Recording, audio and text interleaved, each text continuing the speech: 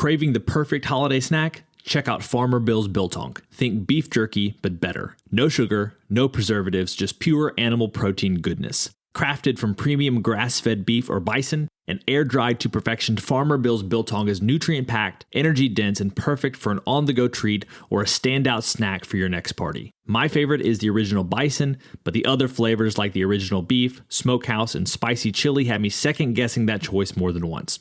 Visit FarmerBillsProvisions.com to grab a 1-pound slab or a variety pack and use code BIZBIT10 for 10% off. Farmer Bill's Biltong, don't be the 2-liter guy at this year's Christmas party.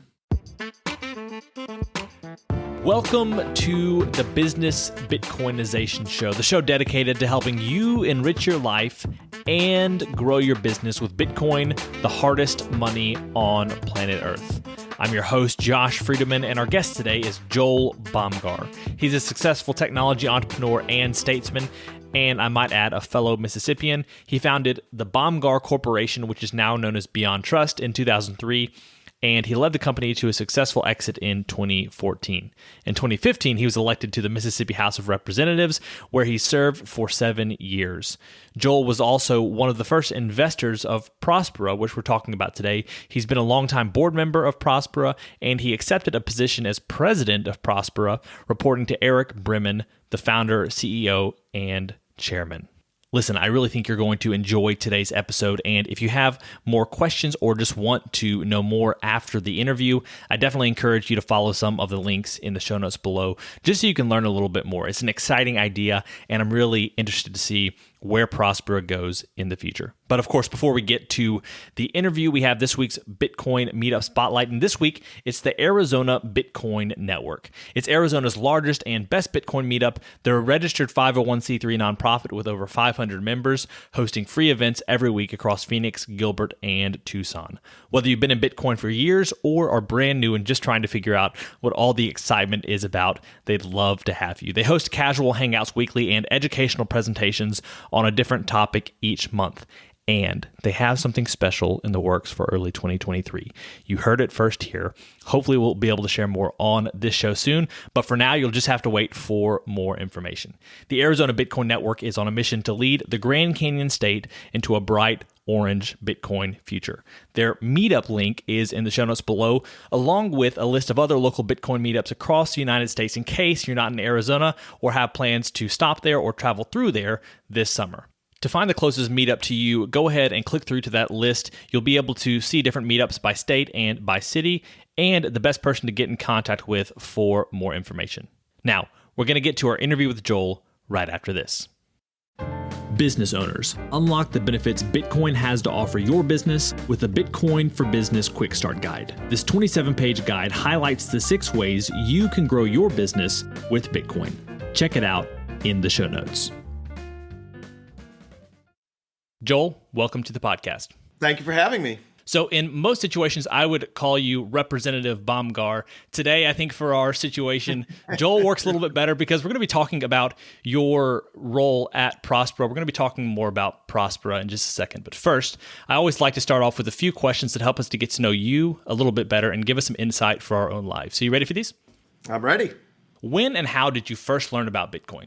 I don't remember where I heard about it, but it was 2017 and 2018 that I started accumulating a substantial amount of Bitcoin. But I can't remember. Somebody must have told me, which just highlights the importance of everyone spreading the word, but totally got into it in 2017, 2018. Then I've been distracted by a bunch of other things and have bought a lot more Bitcoin in the last 12 to 18 months. What's an insight or fact about Bitcoin that you wish everyone understood? I think the way demand drives price and how little adoption there already is. So people assume that if somebody owns any Bitcoin, they're sort of maxed out on Bitcoin, and that's not true. Now, people like me, that may be true. I own more Bitcoin than stocks, bonds, and US dollar cash combined.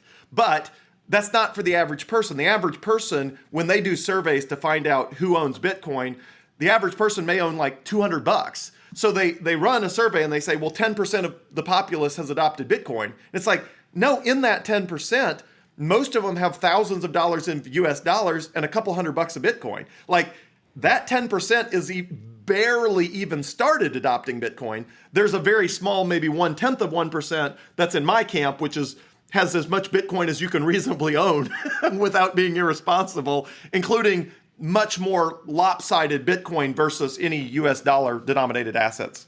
What is the Bitcoin resource that you most recommend to other people? The Coinbase app, so you can buy more Bitcoin. So I understand all the benefits of having Bitcoin in hardware wallets, but for most people starting out, it's better to use the Coinbase or the Gemini app or something really easy to on-ramp that lets you convert as many US dollars to Bitcoin as possible. Okay, so beyond Bitcoin, this is a Bitcoin podcast, but beyond Bitcoin, what's a resource or an idea that's been helpful to you or your business recently? Yeah, so the concept of focus, I think a lot of businesses fail due to lack of focus. When you're trying to get a business off the ground, it's like launching a rocket and you have finite rocket fuel. And it does not do any good to launch 3 rockets halfway to space. They all fall back and crash. So a key part of any business is taking your rocket fuel and concentrating it enough in one rocket to get that rocket into orbit. And to do that, you really have to have a minimal viable product, an MVP, and you have to really, really, really focus. And most businesses don't have that discipline, and most businesses fail due to the inability to get a single rocket into orbit due to lack of focus and diversification way too early. I would say that principle has served me well. And now we have our final, what we call arbitrary but insightful question, and it's this. As a general life principle, is it better to ask why or why not? I would say why not, because you can always come up with reasons, that you should do nothing. And the why not question presumes that you should act. And a similar corollary was somebody told me right now, when you reach a fork in the road, assuming, a morally neutral fork, you should take the fork that will result in a better story. So if you have the option to vacation domestically or foreign, probably do foreign. Why? It's more likely something wild, crazy, or interesting is going to happen rather than, hey, I went to the beach in Mississippi this weekend. Like, go to the beach in Roatán. Go do something that will result in the probability of something big, new, or exciting happening. And that's one of the principles I live by. Curious, any examples of that you're willing to share of taking two great options and taking the direction that is the better story? Good question. I'd probably have to think about it. It's more of a life ethos that just says the default answer is yes. Like, should we do something? Yes, we should do something. Should we? And I just think too much of the world defaults to no because they immediately think of hurdles, obstacles. So I don't know. I guess you could point to everything I've ever done of saying, I can advocate politics and public policy outside or inside the political realm. Well, let's do inside. that one's way more wild and crazy.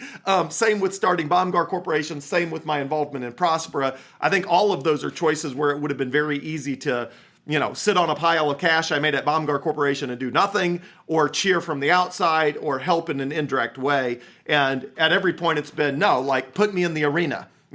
Give me the sword, put me in the arena. And it's really a choice between being in the stands or in the arena. And everything I've done from business and personal has always been, put me in the arena. Absolutely. Meet Linkster, your premier Bitcoin-focused advisor. Linkster caters to businesses, institutions, family offices, and high-net-worth individuals. They merge your unique financial goals and needs with Linkster's Bitcoin expertise to craft your own sustainable plan to preserve and grow the value of your hard-earned profits and retained earnings. At Linkster, it's not just advice, it's tailored execution. Connect directly with the founder by visiting linkster.com. That's LYNCSTER.com. Linkster. Secure your future with Bitcoin. Today's episode of Business Bitcoinization is proudly brought to you by Velis Commerce, where the future of business technology meets Bitcoin. As we journey through the era of Bitcoin and its transformational impact on businesses, there's one name that stands out: Velis Commerce. Whether you're looking to build a cutting-edge website, a seamless mobile app, or custom software, Velis is your go-to team. They've been diving deep into the world of Bitcoin since 2014, making them one of the most experienced groups for integrating Bitcoin and Lightning payments into a variety of digital platforms. But here's what truly sets them apart. Velis Commerce doesn't just build. They bring a wealth of knowledge to ensure your project's success from day one. Their team understands the nuances of Bitcoin, ensuring that your business stays ahead of the curve. And for all business Bitcoinization listeners out there, Velis Commerce is offering a free consultation to kickstart your project the right way. So if you're ready to future-proof your business in the coming age of hyper-Bitcoinization, head over to veliscommerce.com or reach out on Twitter at veliscommerce. Let's make sure your business thrives in the Bitcoin era. Well, we're here today to talk about Próspera, to understand it a little bit better. Some people have never heard about it. People who went to the Bitcoin 2022 conference or who were watching online, which is how I found out about Próspera, will have heard a little bit. But even then, it's almost just like we got enough to whet our appetites. Maybe before we hop into Próspera, though, could you tell us a little bit about why you have gone all in on Bitcoin? Like, what was it what's your bull case in your mind? Why go all in? You've been successful in the past. You mentioned focus, but like this is a big thing to have more of Bitcoin than almost anything else, and yet you're very long Bitcoin. So my thesis is that the fiat money is destroying the world, and that when you give any human being a money printer, initially they'll use it prudently, and eventually every little thing will involve more money printing. Human beings don't have the discipline to be given a money printer and not use it. And so they use it, and they use it more and more. And I don't think that is a solvable problem other than a competing alternative. And so I think Bitcoin's the hardest money in the world. Historically, the hardest money has always crowded out softer, malleable money like the US dollar. So when you understand that, and you understand that it's a global currency, not restricted to a single country, but it's a global currency that will ultimately, in my belief, become the default standard of the world, then your options are invest in stocks, bonds, US dollar cash, all of which are in a massive bubble right now. Now, that bubble is starting to pop. I think it's got a long way to go before it finishes popping, but all other assets are massively inflated due to massive money printing. And then you have Bitcoin, which is still very early in the adoption cycle, extremely early in the adoption cycle. So people act like they've missed out because, they can only buy Bitcoin at $22,000 right now. And, a few weeks or a few months ago, it was $44,000 or high of $69,000. Look, when Bitcoin is $500,000 or $1 million a coin, no one will care if you bought it at 22 or 44 or 16, or I think the cheapest Bitcoin I ever bought was $6,400. Well, it doesn't matter if it was 9,000 or 4,000 or 6 or 8 or 12 or even if I bought it at the high of 19,000 back a couple years ago. It doesn't matter when it's $500,000 a coin. It matters that you got in. And so that's my bullish case. My bullish case is that it will become the default monetary system of the world, that the adoption life cycle is extremely early in that process, and that it makes sense to have as much as you can conceivably get. Now, I don't have debt. I'm not borrowing money to buy Bitcoin, but I have converted pretty much everything I can convert into cash, which then converted into Bitcoin. And that's my thesis. And I just don't see, short of it going to zero because it gets banned by all the countries in the world, and I don't see that happening. Mm-hmm. If it doesn't go to zero, I don't see how it doesn't go to the moon.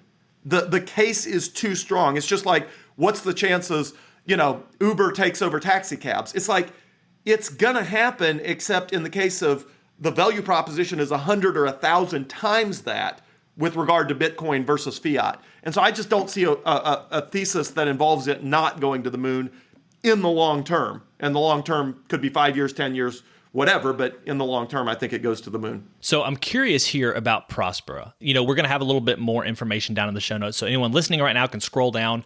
But a couple things that we have here. Próspera is the promoter and organizer of the next generation of special economic zones in Honduras. The Próspera Platform delivers good governance as a service to drive human prosperity. There's some more things down there, but could you break this down for us? Explain a little bit more so we can understand Próspera, who it's for, and how it can benefit the world. Sure. So the core issue is governments are broken right now. So between 80 and 90% of the governments in the world are running at a loss and deeply in debt, and 80 to 90% of the people are unhappy in the world with their government. So in no other industry do you have the coercive power of taxation, able to get unlimited revenue, and somehow they still run at a loss with massive debts, and the vast majority of the people are unhappy. Like that. Talk about an industry ripe for innovation. And so then when you combine that with the concept of a special semi-autonomous economic zone, you get the ability to run governance in a completely privatized way. So what we're doing in Honduras is we have a semi-autonomous economic zone, and we are running all of the components that would normally be run by a central government on a for-profit private basis. And that includes legal, political, regulatory, and tax. And if you look at the sort of four legs of the governance stool, now there's a lot of zoning, planning, permitting, policy. There's a bunch of sort of subheadings. But generally, the big four would be the legal system, the political system, the regulatory system, and the tax system. And under the framework we operate in Honduras, we have a very high degree of autonomy in each of those four areas. So what that lets you do is change the incentives. Normally in a governing systems, there's no incentives to make things better. There's no incentive to eliminate corruption. There's no incentive to run things at a profit. If there was an incentive to run things as a profit, they would run at a profit, but there's not. And so they don't. Like, there's no incentive not to run everything at a loss in government and accrue massive debts. That's the incentive, so that's what most governments do. So Próspera has the opportunity to essentially do a 180 on that and privately run all of those elements and create an oasis of first world governance in a part of the world that needs first world, high functioning governance. And with the success in Honduras, we can replicate that model throughout Central and South America, throughout Africa, and ultimately we envision a world where the world has dozens or hundreds of prosperous cities run for profit, where you can pay your taxes in a mobile app, you can move freely between them, and it's just a completely new paradigm, very similar to Uber versus taxi cabs. It's just better competition, among jurisdictions, between free private cities, which are also called charter cities, and the ability to then upgrade all of the institutions that people care about, create a ton of jobs, foreign direct investment. It's nothing but a massive win-win. And in our case, we share 12% of our revenue with the Honduran government. So it's even a win for them from tax revenue. So everybody wins, and it's an idea that's like Bitcoin. It's too good not to work. So real quick, this is probably a gross oversimplification, but is it essentially a privatized city within the public sector, like within a larger country? Yes, it's essentially a private city running within a sovereign nation, and where the vast majority of the, control and rulemaking related to legal, political, regulatory, and tax has been devolved from the federal level and the state and the county local level down to the city itself. So that within Próspera, we can create really world-class legal, political, regulatory, and tax systems built on the best things we've learned from Singapore, Hong Kong, Dubai, Monaco, and other jurisdictions that have operated sort of with a high degree of autonomy as compared to the surrounding nation. So if someone's trying to critique this, what is the critique of a privatized city? It seems like there could be some fears of people trying to privatize things. We think of like armies or something like that. Like anytime you privatize a military, there's some questions there. Not to say that the public stuff is all that great, because to your point, most governments operate at a loss. So like how would you respond to someone who has some of those critiques? Yeah, so one of the critiques would be that it may be bad, but everybody should have to live by the same rules. So, And a legitimate, concern is people have, well, why can't we just reform the whole country? Well, it's extraordinarily difficult, if not impossible, in any country, including the United States, to root out corruption, reform the legal system, the political system, eliminate the special interest, lobbying carve-outs.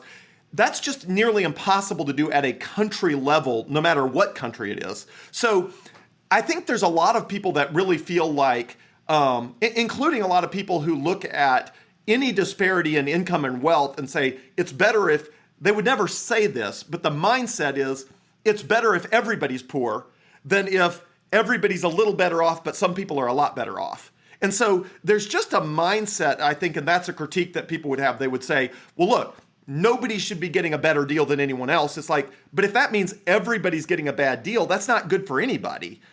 We are at least offering within the Próspera jurisdiction better laws, better rules, better regulations, and a better tax system. That has spillover effects that will then positively lift everyone. So certainly it's going to lift, as long as our view is, as long as it's lifting everyone, then yeah, there's going to be some people will do better than others, but it's lifting everyone. And the alternative is to say, just leave everyone where they are. And that's not helpful for anybody. But there's critiques about that, and just people who are scared of businesses doing anything. And rather than our view, which is if you have the right incentives and the right oversight, businesses are generally better at delivering everything, whether it's power, sewer, internet, land registry management, whatever it is. And those are things we feel like we can run better. And look, it's 100% voluntary. So if anybody has any concerns about what we're doing, you don't have to live there. Like, you could, if you don't like it, you could leave. If you don't like it, you don't have to come. Like, nobody's getting hurt because 100% of the people that are in or connected to Próspera are doing it voluntarily because they believe it makes their lives for themselves and their families better off. And that's their choice. And that's what we're delivering to them. Well, one of the things I like about it is that it is essentially what the states should be in the United States, which is testing grounds for different ways of doing things. Right. We've become very centralized, especially people in the Bitcoin realm know this, but I think a lot of Americans feel this way. And so I really do like that you're taking that system, a little incubator, so to speak, and if your ideas are better, that will be seen over time, and hopefully they will be adopted elsewhere. So I'd love to hear a little bit about Roatán, what you're doing there. You've mentioned that Honduras is just kind of a good place for this because of certain regulatory frameworks. What are you doing in Honduras, especially in Roatán? So the framework that allows for free private cities or charter cities, typically in Europe they're referred to as free private cities. In the United States, they're mostly referred to as charter cities, but they're the same thing. It's essentially a private city that runs under a charter or some sort of a legal agreement with the host nation that devolves a lot of those elements down. So in Honduras, the legal framework, and a few different countries have this, although Honduras was the first mover. They were the most entrepreneurial, so they were the first mover with a framework that allowed for free private cities and charter cities, which is why we are there, because they were the first mover and it was the first opportunity. So Próspera was the first company to approach the Honduran government and say, we want to participate in this new program you've created. The program was created in 2013, upheld by the Supreme Court in 2014. They really launched around 2017. So we were the very first company, once all the rules and regulations and the legal framework were set up, we were the first company to apply for a charter under the program, the first to be approved under the program, and the first to launch and build under the program. So the opportunity existed anywhere on the coastline of Honduras or on the Bay Islands. We ultimately decided on the island of Roatán. It has an international airport with direct flights from Houston, Dallas, Miami, Atlanta, Denver, Minneapolis, Toronto, and other locations. So you can fly directly to the island of Roatán. For most of those airports, that flight is less than 3 hours. I can personally leave Jackson, Mississippi on a 7 a.m. flight and be in our development in Roatán before lunch. So it's very accessible. It's a beautiful island.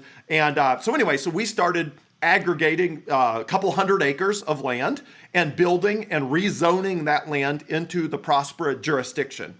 So now in that hundreds of acres on the island of Roatán, if you are in that hundreds of acres, you are operating under Próspera legal system, regulatory system, political system, tax system, etc. So what we've done there is a bunch of things. We are building buildings. We have a 14-story condo tower going up right now. We've already pre-sold about half of the units. It's got about 82 apartments. If your listeners are interested, there's an opportunity. We still have some of those units available. So we are building that. We are also enhancing and refurbishing the Pristine Bay Resort, which is part of the island. And anyway, we're putting a bunch of money into sort of lifting everything that our jurisdiction overlays to create that environment. So, dozens and hundreds of people on any given day are benefiting from the Próspera jurisdiction. And the most exciting part is it's real. So, right, I'm a big fan of anyone doing anything in Bitcoin, right? So, if Crypto Land or Crypto Island or Satoshi Island, if any of those can get off the ground, I'm cheering. But you can't go see any of those today, right? Today, they're still in the early stages. It sounds like perhaps Satoshi Island is starting to maybe get some legs there. But like right now, you can come see Próspera. You can stay in a hotel. You can, snorkel and scuba dive. You can do all of that right now in Roatán. So I think what I'm most excited about is just how real it is. For example, with Liberland, you can't visit Liberland right now between Serbia and Croatia because they won't let you. So, or the Croatian border police will not allow you. Our jurisdiction is 100% operational. Hundreds or, over time, thousands of people on a daily basis are there. You can come experience all of Próspera right now. And we built really cool stuff, and there's people living, and it's a wonderful thing. So that's what we're doing. We're building. It's real estate development. We've opened the Roatán International Financial Center, which is we're trying to build a financial hub for Central and South America. We built all that. We've launched a security token offering on Securitize. So if any of your listeners want to invest in Próspera, you can invest Bitcoin, Ethereum, any crypto, or US dollars directly. And we've raised total for this investment round over $60 million, 60. So just in the last 12 months, we've raised more than $60 million, a substantial portion of that in the form of Bitcoin, some additional in the form of Ethereum.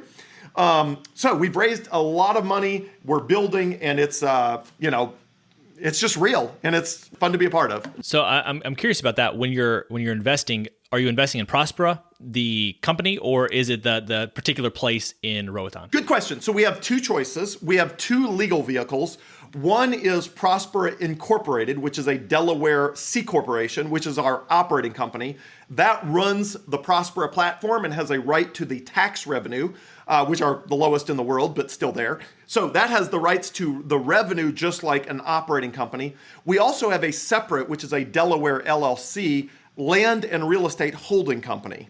So for potential investors in Próspera, they have a choice of, do they want to invest more of a venture capital investment in Próspera, the operating company that will ultimately span, hopefully, numerous jurisdictions around the world spread across dozens or hundreds of Próspera locations, or do they want more of a real estate investment, investing specifically in the land and real estate development on Roatán? And of course, you get the downside protection of a physical hard asset, actual land and real estate. But then the upside, of course, is it's restricted to the actual land and real estate on the island of Roatán. So that land and real estate is not going to represent land and real estate in Africa, for example. So if you want to invest in the platform that's global, you can do that. It's a higher sort of VC risk profile, but it does have global reach. If you want to invest in more land and real estate, you can do that. And that is, again, specific to specific land and real estate on the island of Roatán. But you do have physical assets that, worst case scenario, you still own beautiful land and real estate on a beautiful Caribbean island. So it's got a different downside protection. So if I were visiting Roatán, whether, some people do cruises, so it's probably not as much of an option, but they could probably still visit Próspera, I'm Yes, guessing. they can.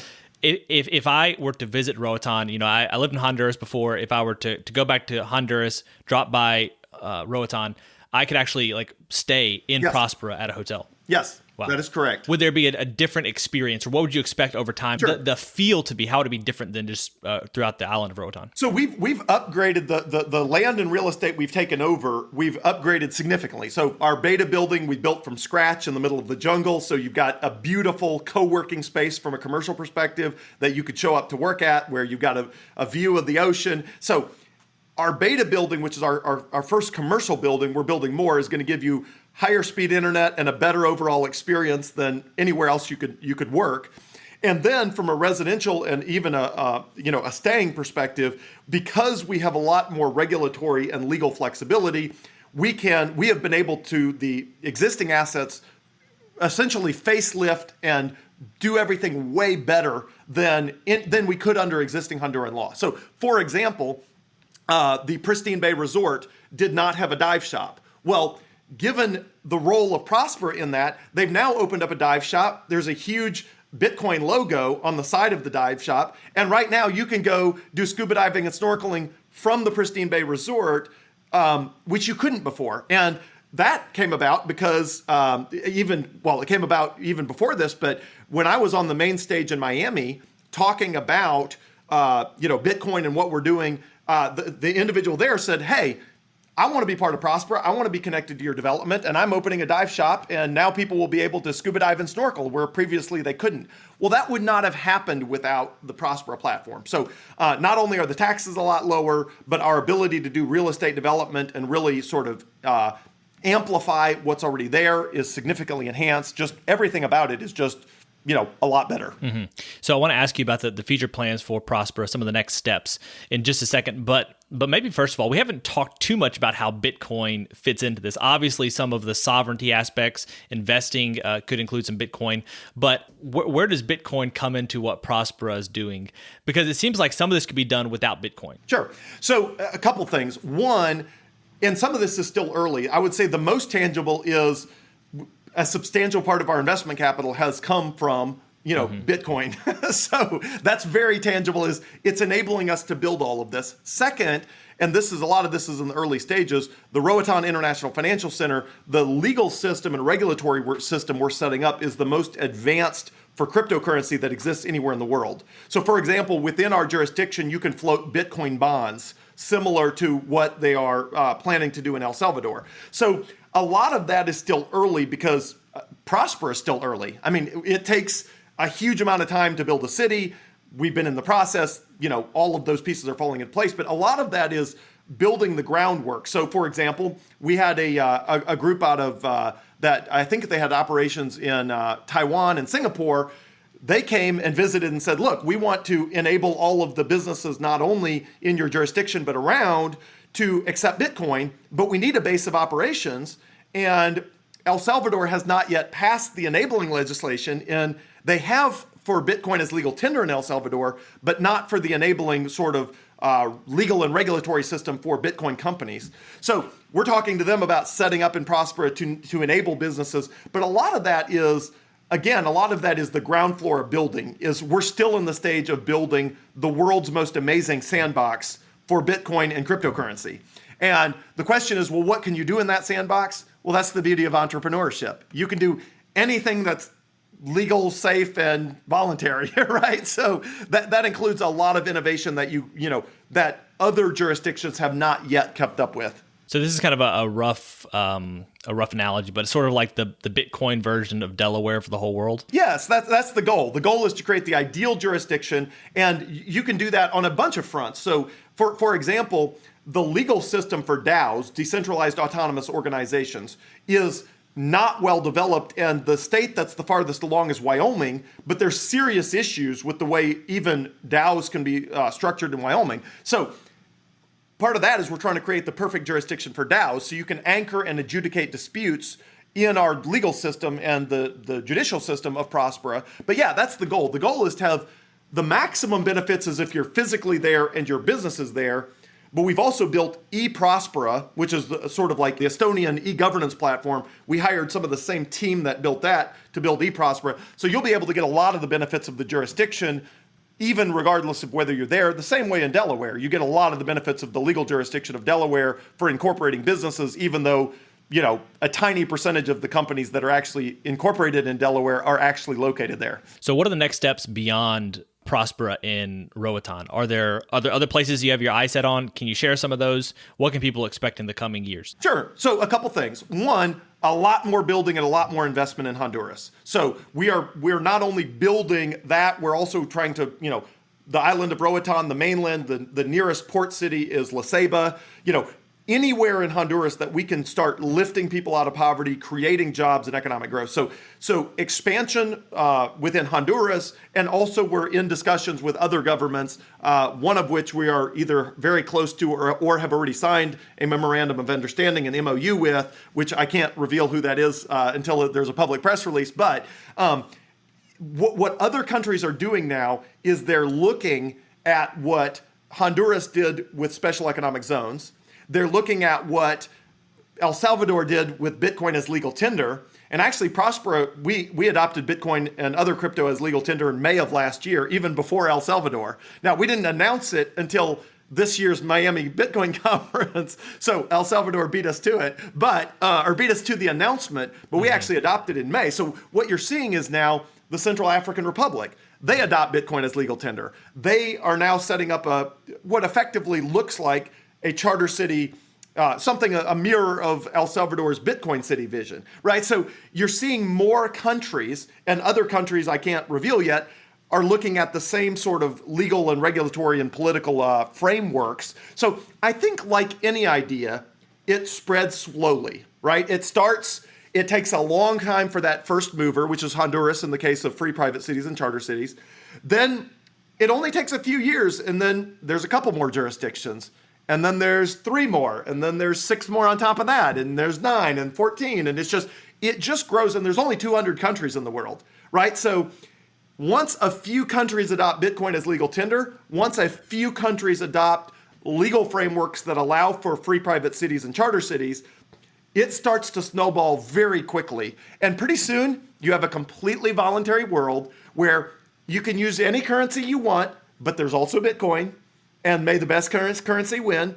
And you can live in anywhere you want, but let's see how free private cities and charter cities do by competing for citizens with better services, higher quality, for profit, without the mountains of debt and without printing money, which is a win for everybody.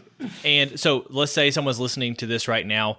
How could someone, especially maybe an American business owner, but maybe anyone internationally, how could they determine if Próspera makes sense for them? Sure. So the easiest way is you can sign up on our website. You can sign up for our resource list. If you want to invest, there's a link to invest. So there's a lot of ways to get involved. I'll answer the business question in a second, but if you want to invest in Próspera, you can do that with a link on our website. If you want to buy what we call the Duna Residences, one of the 14-story condo towers, you can fill that form on our website. For businesses, the easiest thing to do is just to consult with Próspera. Go to our website, fill out the online form, and we can do a quick conversation with you and say, okay, what do you want to do? What industry are you in? How regulated is that industry you're in? What are the things that you can't do today that you want to do? And then we'll figure out, do those things fit? Can they be done remotely? Would you have to have some operations in Roatán? Like, what is it that you want to do? And certainly the greatest business value proposition is wherever they're the highest level of regulation, right? So anybody in finance or medicine are 2 industries where it's nearly impossible to innovate because the regulatory agencies give you almost no room to do anything innovative. So the more regulated the industry, the higher value of Próspera, but we can provide value to almost anybody, including people who just want to live in the freest place on earth. So, if you want to be out at dinner and overhear a Bitcoin conversation at the table next door and suddenly you've made new friends, you're more likely to do that in Próspera than anywhere else on earth. Excellent. Well, any final thoughts before we hop off? I know you've been very generous with your time today. You've shared where people can go to find out a little bit more. Final thoughts before we finish our interview today. Yeah, I would just say 2 things. One, for Próspera, Próspera.hn, Prospera.hn. You could put it in the show notes. Our website's the one-stop shop. You can reach me, J. Bomgar, at Prospera.hn. Any of the online forums will go to the right people at Próspera. And then as far as Bitcoin, I would say don't sell your Bitcoin. I mean, there is a lot of people, especially people who are just getting into Bitcoin for the first time, for which the recent downturn in price is going to be scary. For people like me who have lived through 9,600 and then up to 19,600 and then down to 3,600, for people like me, I'm like, great, it goes down, you buy more. Like, this is not hard. The first time you're going through that ride, it's scary and you're tempted to sell whatever Bitcoin you own. I would say diamond hands, right? Hold on to your Bitcoin, stack those sats. If it goes down, dollar cost average down, just dollar cost average down. There are very few things, in the world, when I look at what do I really believe in this world, I would say I believe in God and my family, 100-point index. I believe in Próspera and that Bitcoin will take over the world. That's probably a 99 out of 100, right? I mean, there are very few things that I believe in with as deep a conviction as the concept of Próspera with free private cities and charter cities, the concept of Bitcoin as the future financial monetary system of the world. And of course, I'm a Christian and I believe in God and I love my family, my wife and 4 kids. And anyway, my world is full of those 4 things. Absolutely. Well, Joel, thank you so much for your time today. It's been a pleasure having you on. Thank you, Josh. All right, friends, it's a wrap. Thanks for listening to this episode of the Business Bitcoinization Show. If you want to reach out, our email is info@bizbitshow.com. Also, if you haven't done so yet, go ahead and scroll on down to the show notes. There you'll find ways to connect with me and our guest, as well as our excellent sponsors who can help you succeed in your life and in your business. Keep building, keep growing, and until next time, keep living and leading well. If you're a regular listener of the podcast, thank you. If you want to take a further step in your support for the show, you can help us grow by listening on Fountain, a value-for-value podcast app on iOS or Android. If you hear something you like that you disagree with or anything else, you can share it by sending some sats and adding a comment with your thoughts. Some of you have already done this, and I appreciate it. I'm going to begin reading your boosts on upcoming episodes, so if you have some insight or value to add, let the people know. Getting started with Fountain is easy. You can add Bitcoin to your Fountain wallet by using your fiat accounts or any Lightning wallet. And one of my favorite features is that once you're using the app, you can earn sats just by listening on Fountain. Check out the link in the show notes to get started with Fountain today.